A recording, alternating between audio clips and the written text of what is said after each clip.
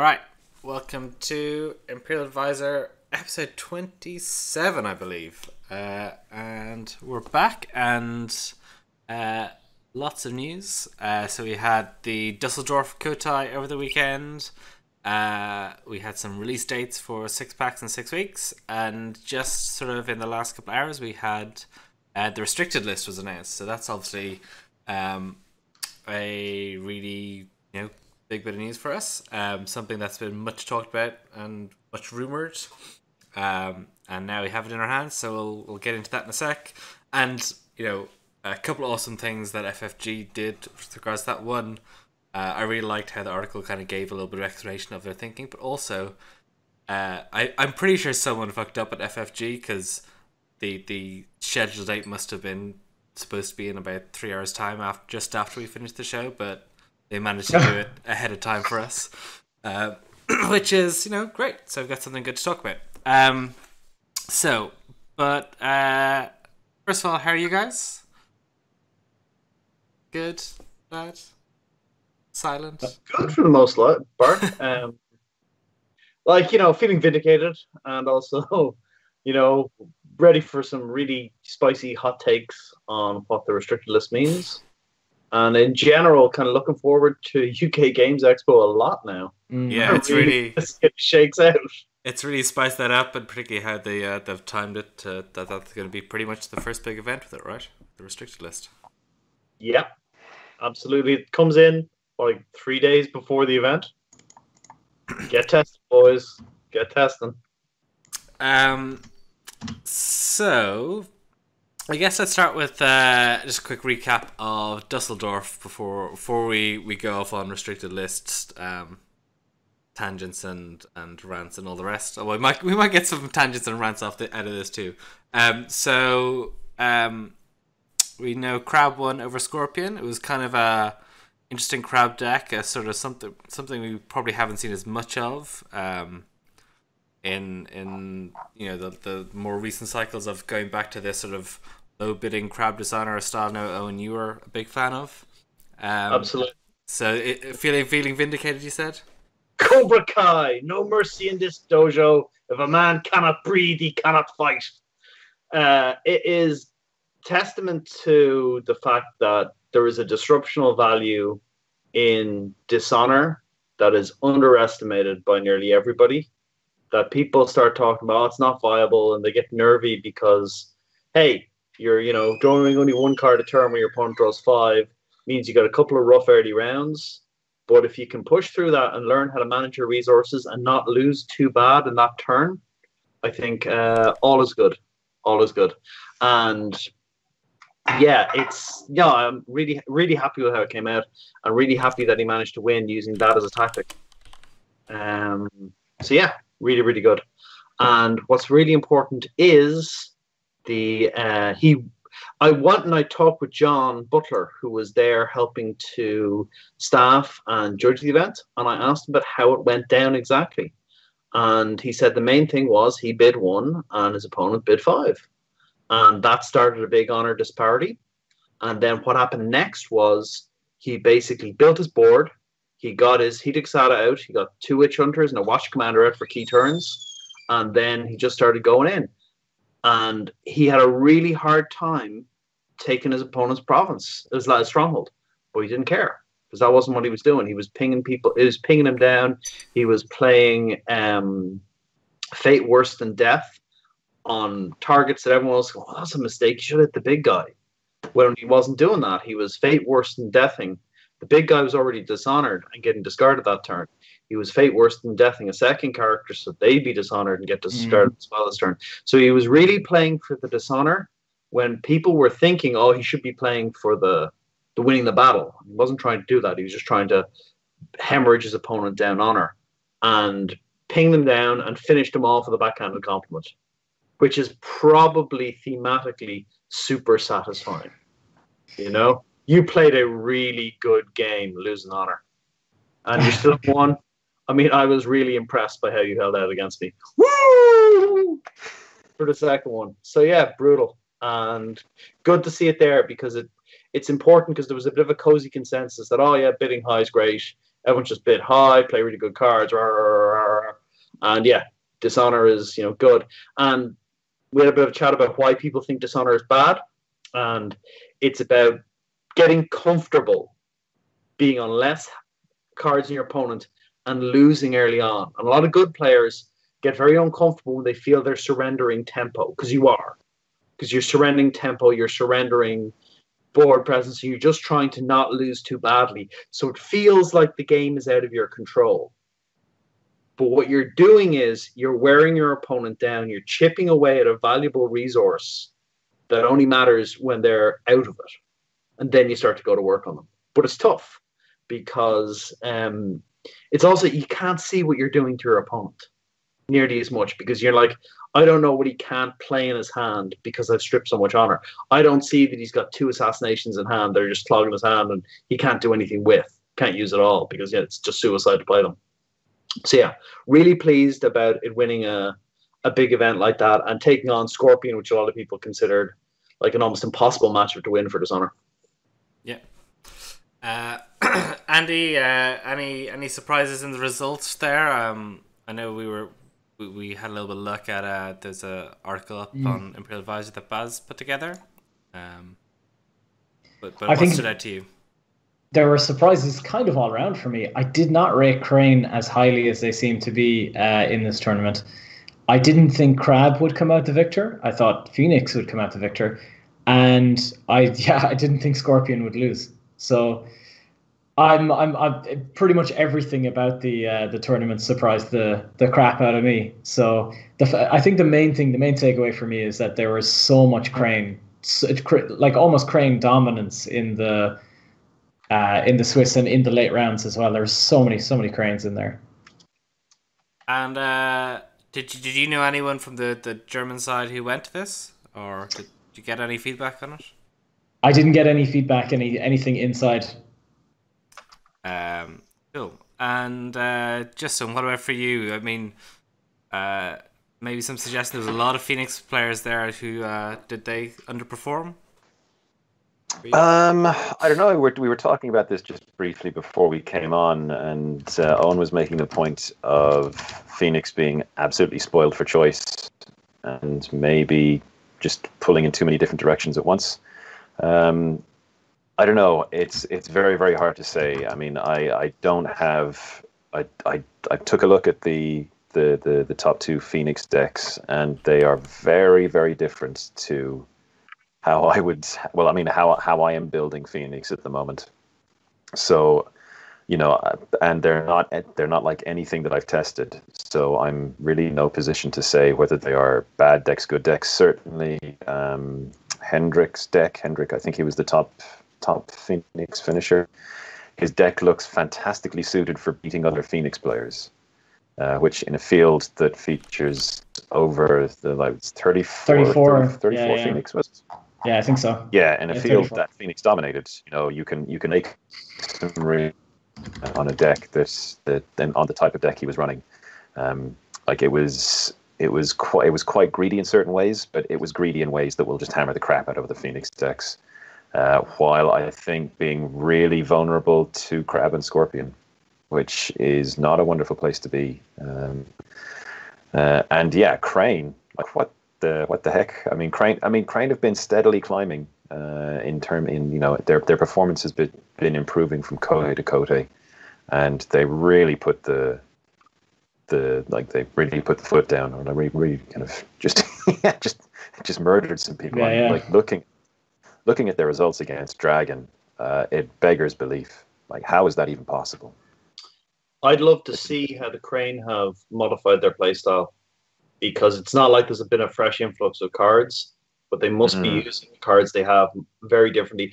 I was talking about a while ago that I wasn't sure what the purchase strategy for Crane was. Maybe they've cracked the metric on it. They figured out, actually, this is how we do it. And this rolling onslaught of great 2-cost people just, wears you down.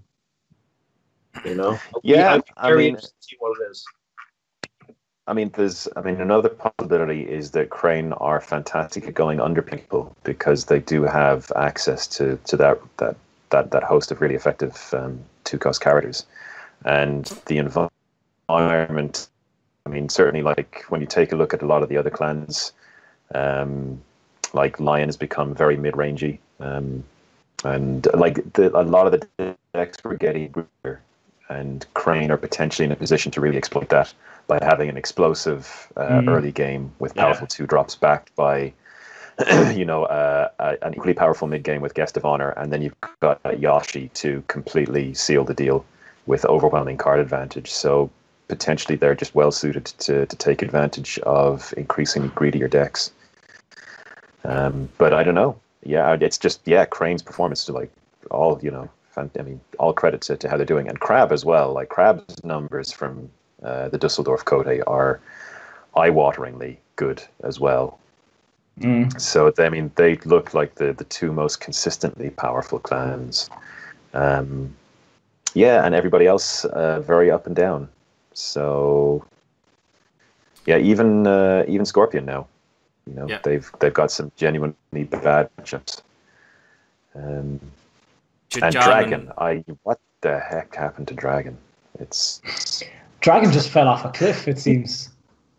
Yeah, well, I mean, obviously, like a 92% losing rate against Crane is, like I said, it beggars belief. A 70% losing rate against Unicorn. So, I mean, although that said, we've definitely seen, I think people have really they've worked on Unicorn really, really hard, and I think the best that Unicorn can possibly be, I think that deck's been found. So, but yeah, it's some very, very surprising results from Dusseldorf.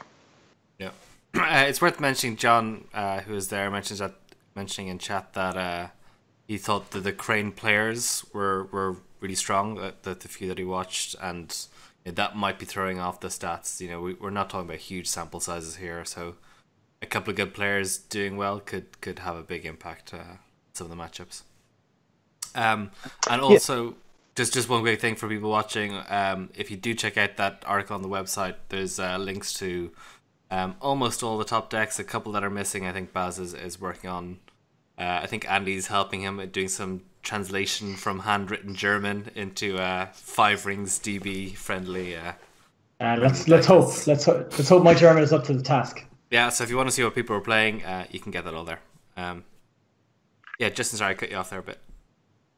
Oh no, you're fine.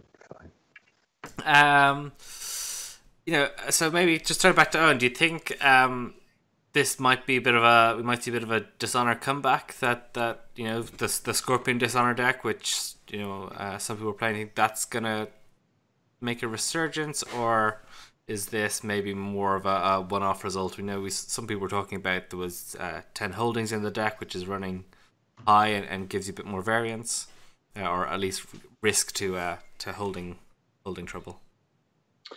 I think Phoenix was a little unrefined in the event, and I think that's the first thing that's going to change. I think Phoenix is going to, because they've got so many more choices at the moment, they're going to come back stronger in the next event, I think. Because I think they'll identify where their shortfalls were, because they've got an amazing set of tools. However, the problem is that we're only going to see 2 more events in this format, and those are the events in the US, which tends to have quite a different play style. So I don't know how much analysis you can do in this event that will ever really be borne out, because the European and US play styles are always going to be different. And what works in the US generally doesn't necessarily work in Europe, and vice versa, just due to the way metagames shake out and the way play styles shake out. So I could say a lot of stuff here, and ultimately, if I'm proven wrong, I'll be like, different environments, the US. Or if I'm proven right, I'll be just like, yeah, called it properly. What do I think? I think you're going to see people at least consider Dishonor a little bit after this, because I think very much it had gotten to a cozy consensus of everyone just bid high. And if everyone bids high, it's the same effect as everyone bidding low. It introduces more variance in terms of what are the key conflict cards you see. But I think there'll be acknowledgement that Dishonor is viable, and particularly with a restricted list. Like the restricted list slows down the conquest game style a bit. Doesn't really slow down. It slows down some of the explosivity, some of the ludicrous, very snowbally starts that conquest deck can have are pretty much going away or becoming a lot less impactful. So I think we might see, Dishonor becoming more of a factor with that minor slowdown. And I mean, if you look at the win rates, that's one event, and I'm not sure it's going to be an event in a vacuum, I think, in some ways, because this was the first event with Phoenix, right? The Phoenix pack. Yeah. And there's going to be 2 more events in this format, and then it's gone forever. So yeah, I think Dishonor is it will be acknowledged as more of a playstyle, presumably. I know some people are saying in the chat there that clearly European players can't play Dragon.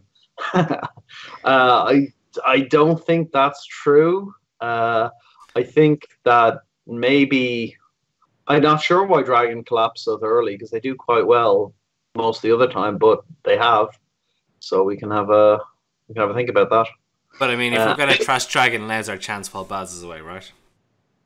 Absolutely. And no, Dragon they're a good faction, and people say US can play Dragon.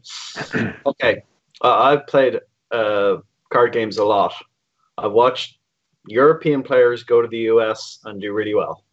I've never seen US players come over to Europe and do really well. That said, they don't come over near the numbers we do, so that distorts things as well. But generally, there's been a few European champions at different Gen Cons. Ain't never been a major European event taken by an American. Is that actually true? Is that true? Yeah, never. Yeah. Fair enough. No, I'm not just talking crap. No, never. No. I believe it. Like, I'm going through. That stands alone, one single Munster win over the All Blacks. Nothing. Biggest streak in professional sports. All right, so I think that we can wrap up Dusseldorf there. One kind of, I guess, side note: there was no stream, and we think there won't be a stream from Birmingham. Seems to be maybe some more of a sort of policy direction. We know, obviously, in Paris there was the stream and issues found from that caused a lot of issues. Do we think this is going to be the way of it for the near term or foreseeable future? Andy, do you want to take that?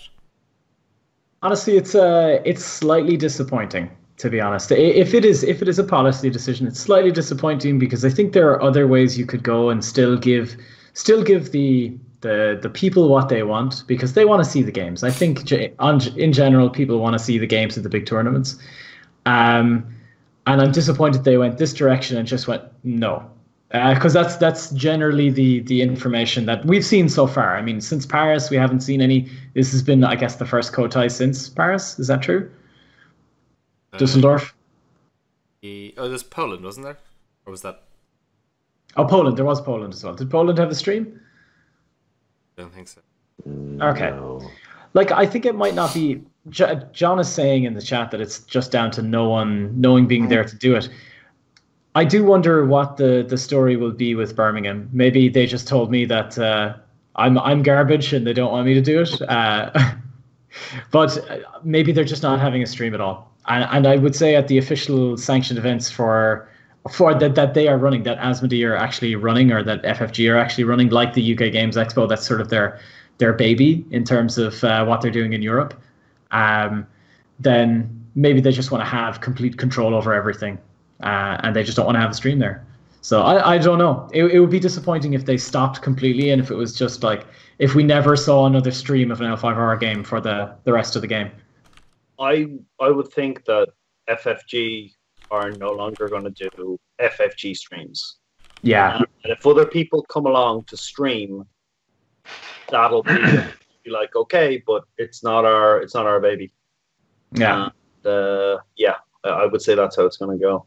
I mean, I think that's So been the case for most streams, right? Though, like Cork wasn't a FFG stream. Actually, there've only been two. There's only Worlds and the Invitational in London. So me and Jack did the Invitational in London, and then the American crew did the Worlds one. I thought they were the only two like official FFG streams or Asmodee streams, as far as I was aware. I could be wrong.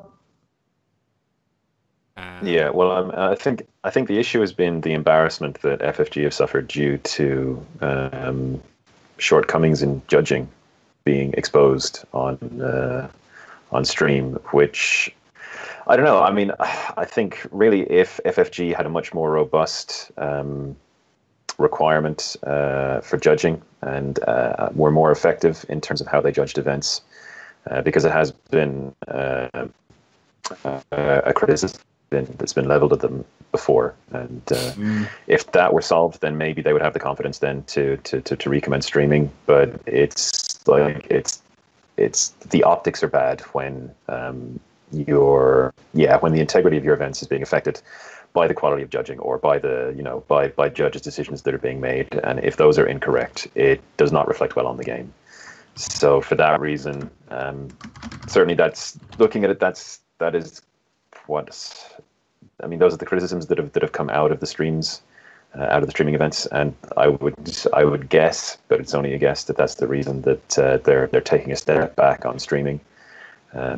If they had a better judging system and a more developed set of floor rules, and just they could regulate their tournaments more effectively during those tournaments, then I think streaming would be a much more attractive option. But that's something that takes a lot more planning and quite a bit of implementation.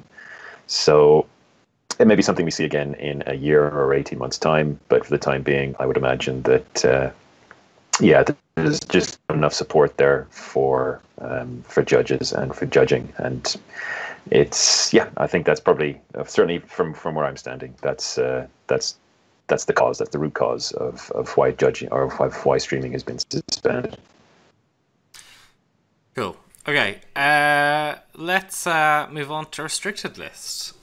So it's just hot off the presses. The approach is that it's going to be you can have one card from the restricted list, and those cards are Policy Debate, Mirror Motive's Fury, Forged Edict, Charge, Iron Mine for Greater Glory, Against the Waves, Pathfinder's Blade. That's it. And so it's worth having a look at the article. It sort of explains a little bit of why those cards were selected and how some of them combine with other cards to create effects in the game they didn't intend or don't want to sort of encourage. So, and what's your sort of your first take on it? I guess at least the approach, and then we can talk about the choice of cards in a bit more detail. In general terms, I wonder if they would have gotten a lot of effect off this by just banning Policy Debate and Charge. There'd still be a restricted list, but I think it'll be a bit shorter. That's my first take on it. But I don't think they wanted to ban cards for a number of reasons, including the card pool being quite small, and just for a number of different reasons. I think some of those cards are seen as being very important to some decks, and that was the reason they were where they are. Like, Policy Debate was a very powerful effect that was basically all over the shop, and being used for like major impact. And kind of could be splashed very effectively. Didn't need any serious dedicated effort slapped into it, but a huge effect in the plans that could give a tremendous amount of information, tremendous amount of knowledge. And slapping it on there is basically like going, okay, if you want to use this, you're giving up another powerful card. And they kind of went through 5 of the clans, picked out a powerful card, put it in there, and said, okay, if you want to play Policy Debate, you're each losing a tier 1 card from your decks.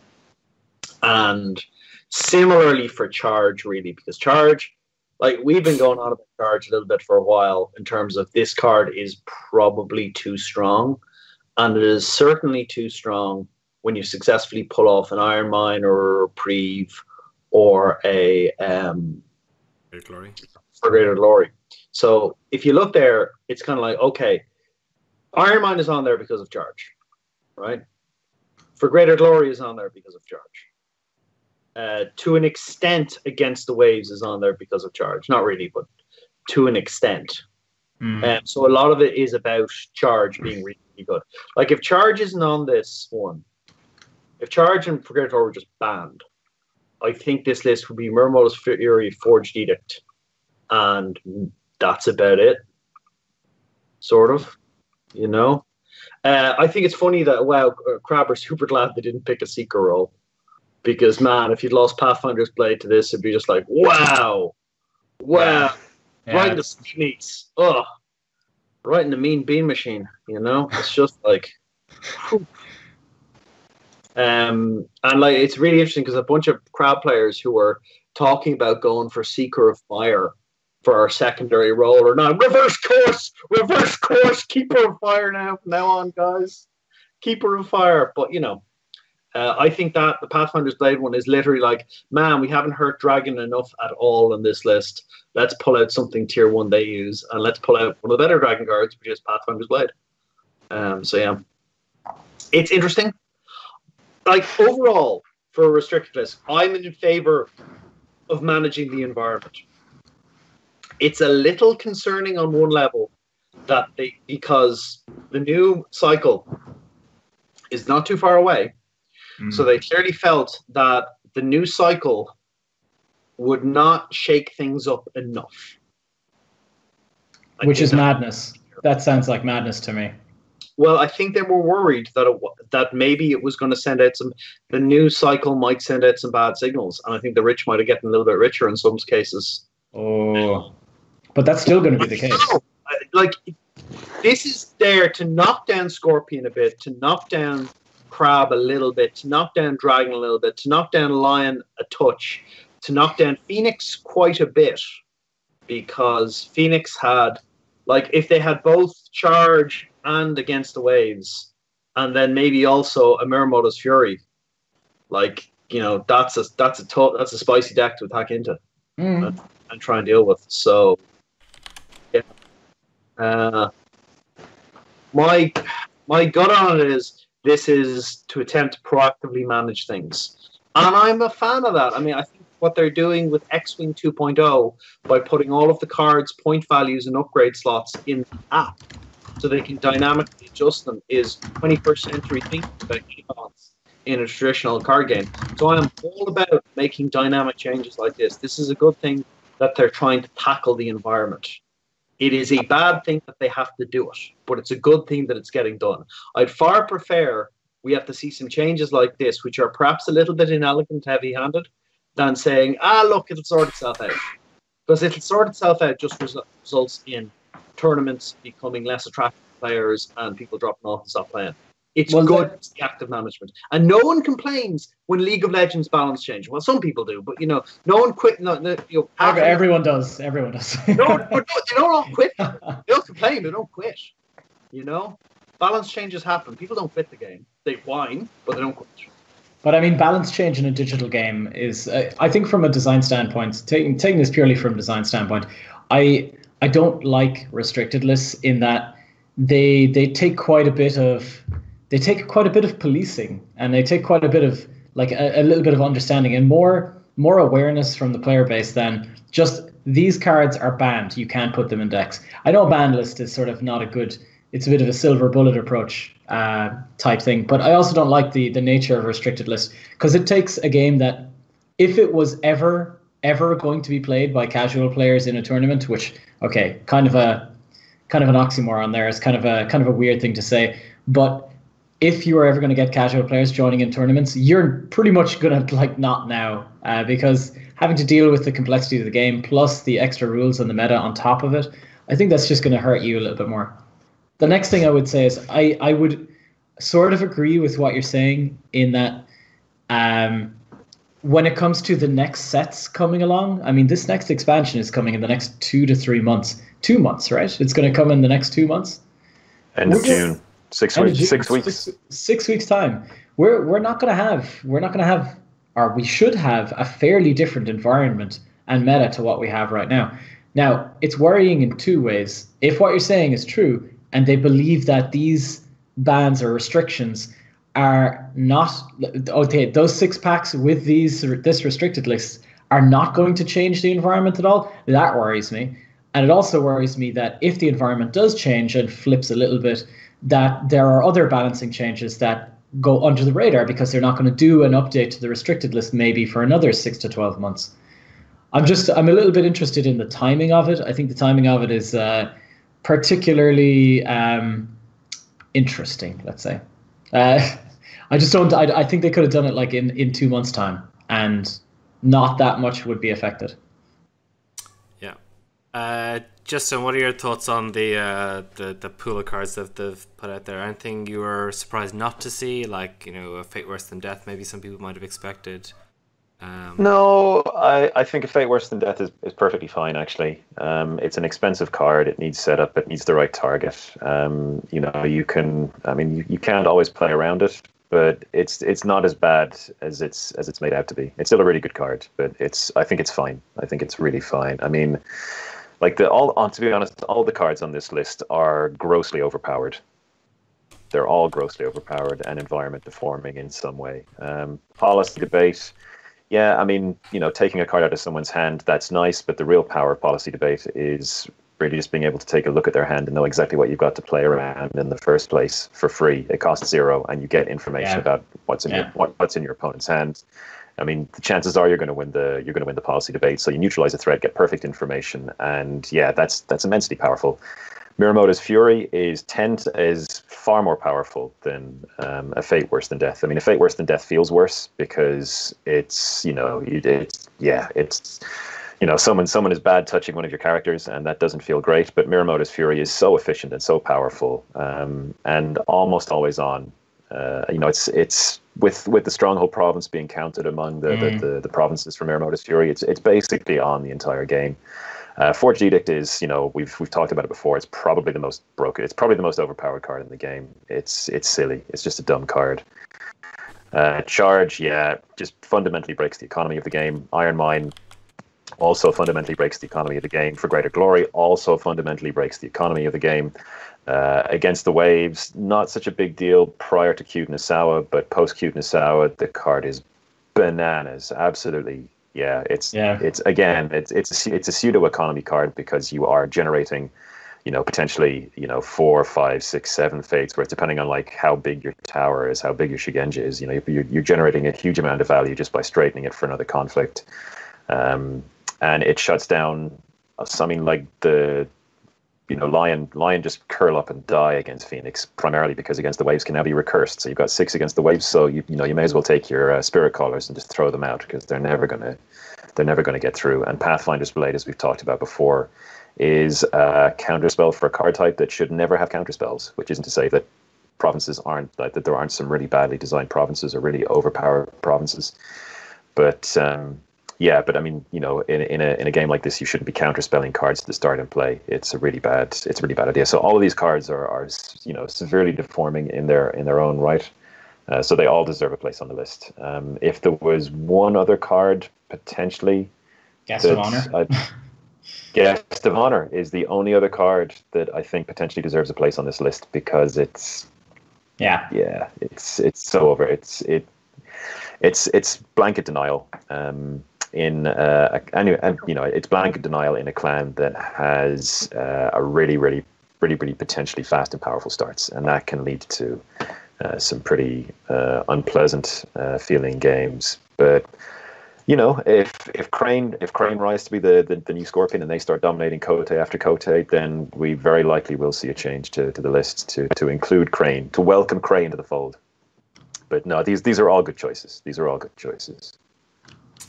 And Andy, I mean, I think it seems like they sort of went out of the way to sort of hit most clans a little bit, with maybe the exception of Unicorn. Do you think that was right, or do you think it should have been maybe more targeted at Scorpion or top clans? I think if you're going to, I actually think they missed the boat a little bit with Crane, as Justin was saying. I think they have. Not only have they, well, in my estimation, questionable timing, I think they also have a questionable grasp on what the meta is, because they have kind of completely missed that Crane are very much a very, very good deck who essentially get a shot in the arm from this entire ban list, because Crane can work around all of these, and none of them sort of mitigate anything that the deck does in its main thread, as its main MO. So Crane are really, really happy to see this, and were really good to begin with. As we've seen from the latest results, it's kind of obvious. I mean, we're seeing a bit of a decline in Lion for the last few tournaments, and Lion, it seems, have really, really plateaued now at very much fifth or sixth, probably between fifth and sixth position in terms of the power rankings of the clans.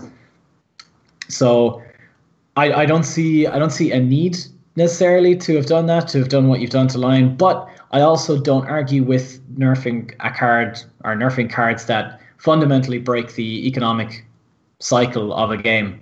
So yeah, I can't argue too much, but Lion were in such a bad spot at the moment that they needed something, and I don't even think these two cards are not the answer for Lion at the moment. So maybe it'll just force Lion players to get a bit more creative and try different directions, and try different things with the clan. Yeah. I know. Just we all know that the For Greater Glory is just a good card for bad players. That's what I said. It's been said by wise men. I've always said it. I've always stood by it. Right. I know that like the whispers about this restricted list started kind of about 2 months, 6 weeks ago. Yeah. Various iterations of a list similar to that got circulated and moved around. So clearly, like, they were testing a while ago about this specifically to try and figure out which was the right Jenga piece to pull out. To basically rebalance the shake of the environment. And I don't think Crane were seen as as strong back then. And maybe now they'll actively monitor.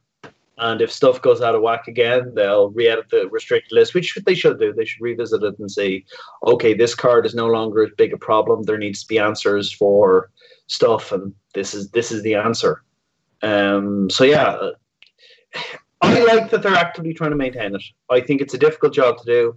I think they're going to get some flack for doing it. I mean, they've restricted 2% of the card pool.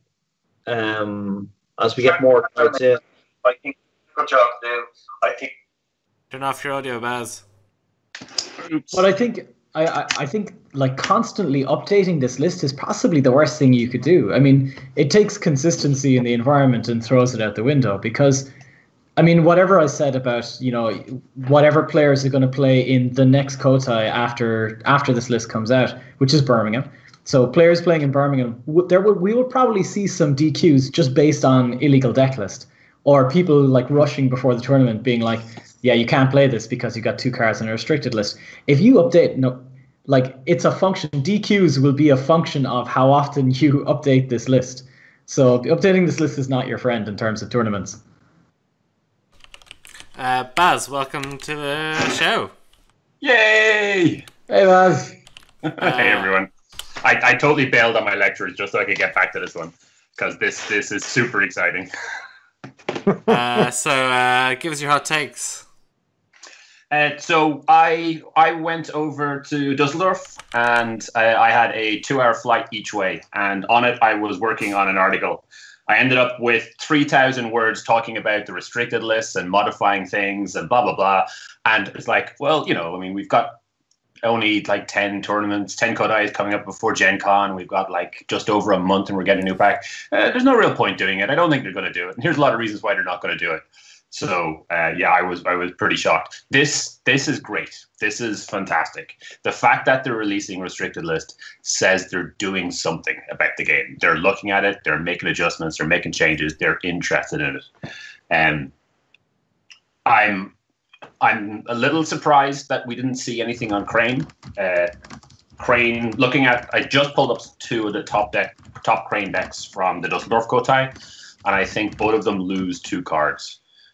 So there's one of them is playing 2 charge and 3 political debates. The other's playing 2 Murdermotor's Fury and 3 political debates. So yeah, Crane are going to come out of this really, really strong. I think they're going to be in a really good position for Gen Con UK, which surprised me as a choice. But hey, like there are different opinions on where the meta is and where things are going. What did surprise me more than that was that they went for this big list. Like it's a full list of all these cards, and it's spread across all of the different clans. So you kind of get into weird situations where a lot of it seems to have been targeting that specific Scorpion deck that people felt was super dominant, and then you're seeing other clans kind of get hit off it. And because the majority of the cards on the list are cards that are on or that are in that particular Scorpion deck. There are a bunch of other clan cards listed in there, and to me, it kind of looks like the function of that was to try bring all of the clans down to try give Unicorn a bit more of a chance, which isn't something they said in the article. They kind of started off by saying Scorpion are really strong, and then they gave out a bunch of cards that didn't have anything to do with Scorpion that were on the list, explained why.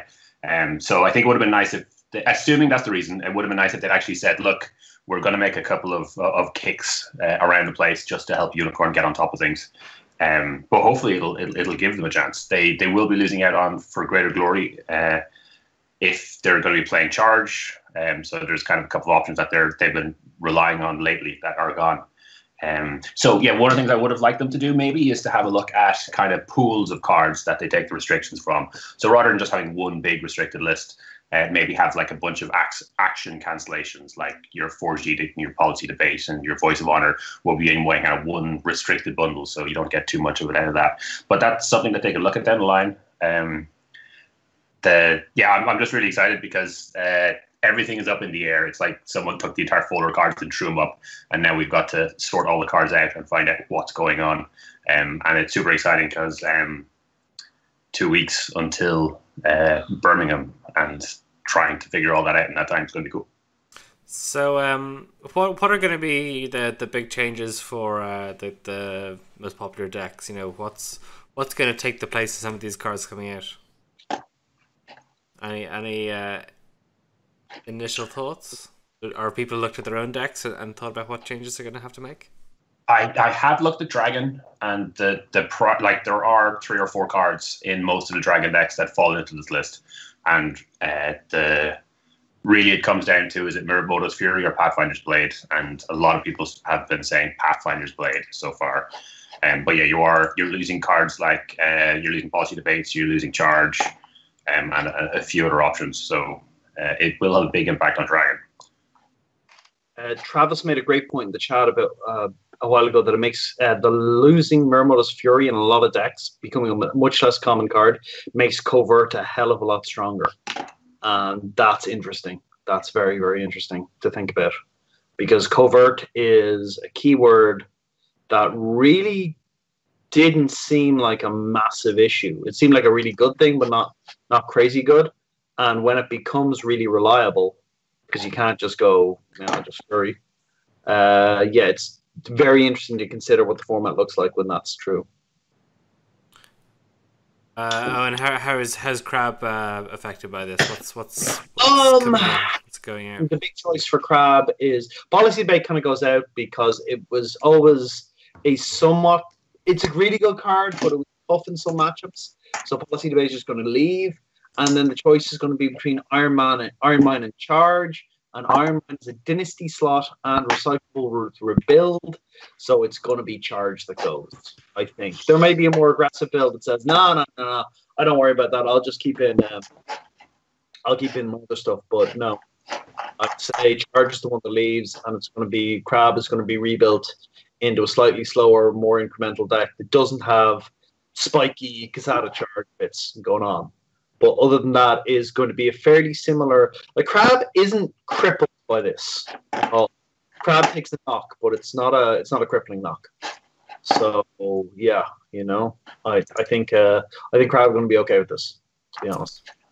And Justin, maybe before Phoenix, I'll throw another one at you. Do you think what's going to happen to Scorpion? I mean, will they start looking at options other than Dragon for splashing if Mirabodo's Fury comes out of the equation as a key defensive card?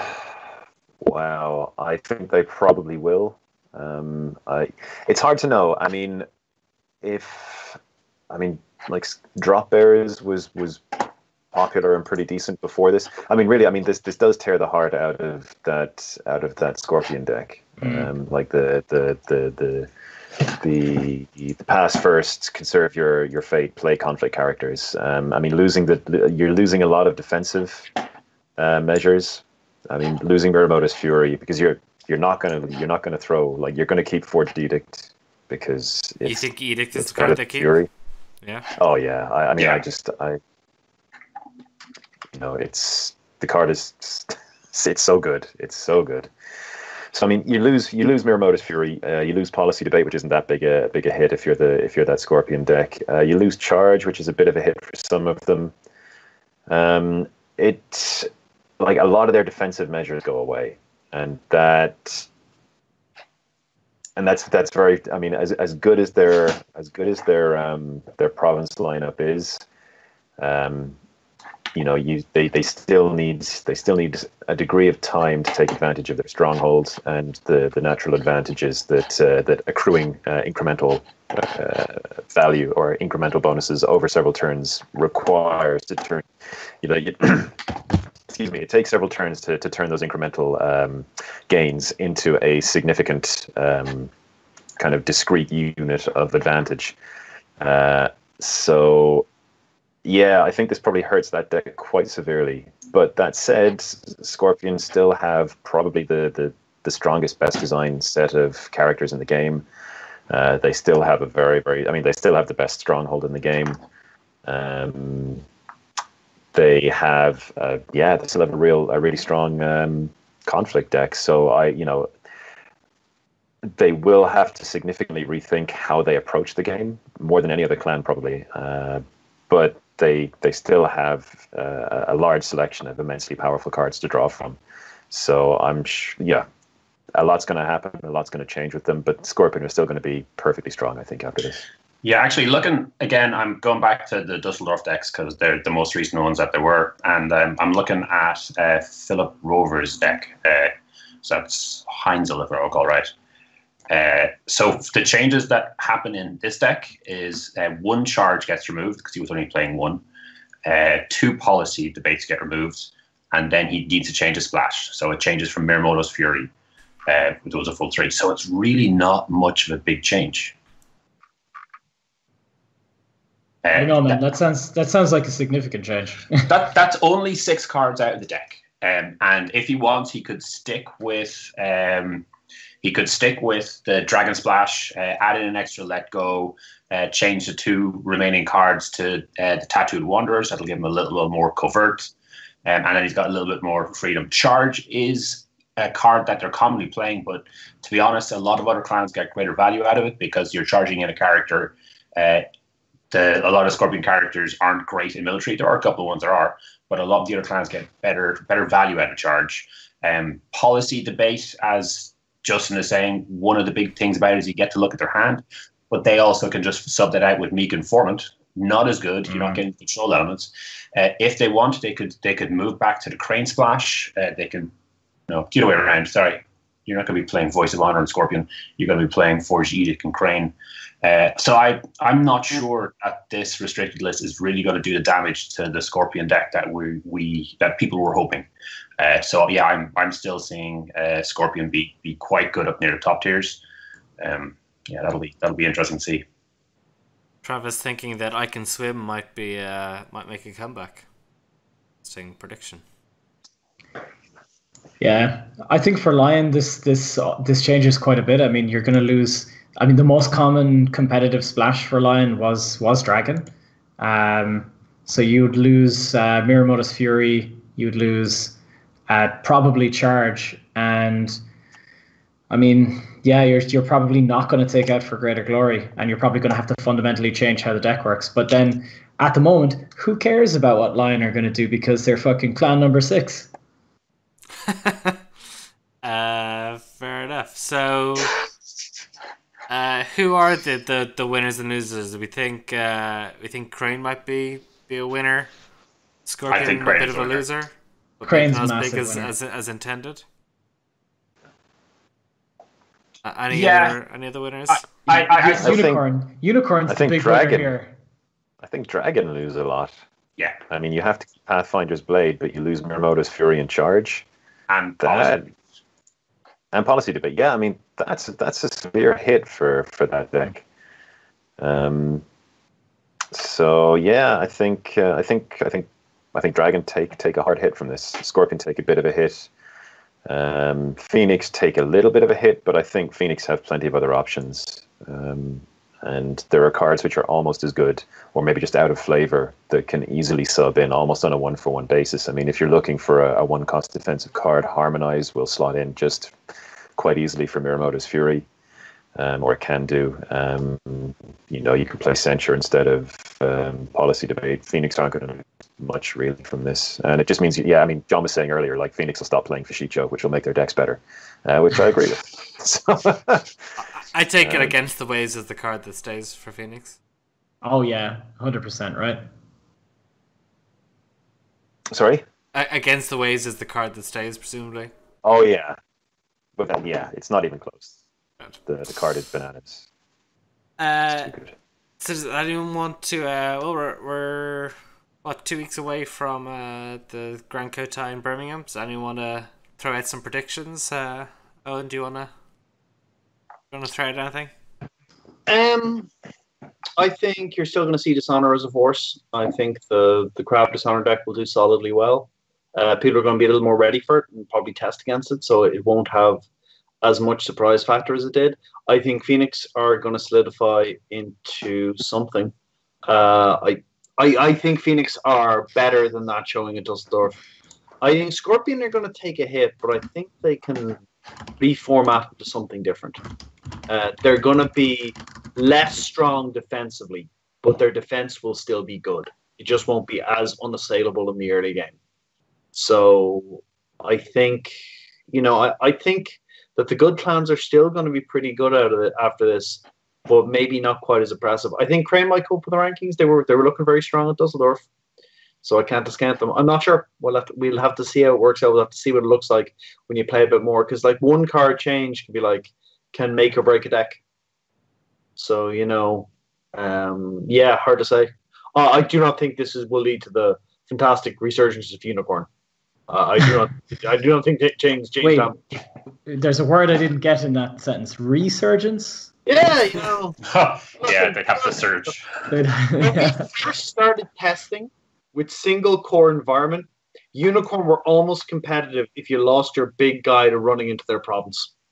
Almost competitive in single core. Single core. When you fought a big guy first turn and ran straight into their province, you're like, wow, they're almost okay. Well, yeah, that was the last time they were almost okay, but they weren't good, because you're like, okay, well, I'll just find out where that province is. And I was like, that's fair enough. Anyone else like to throw any predictions out there, Andy?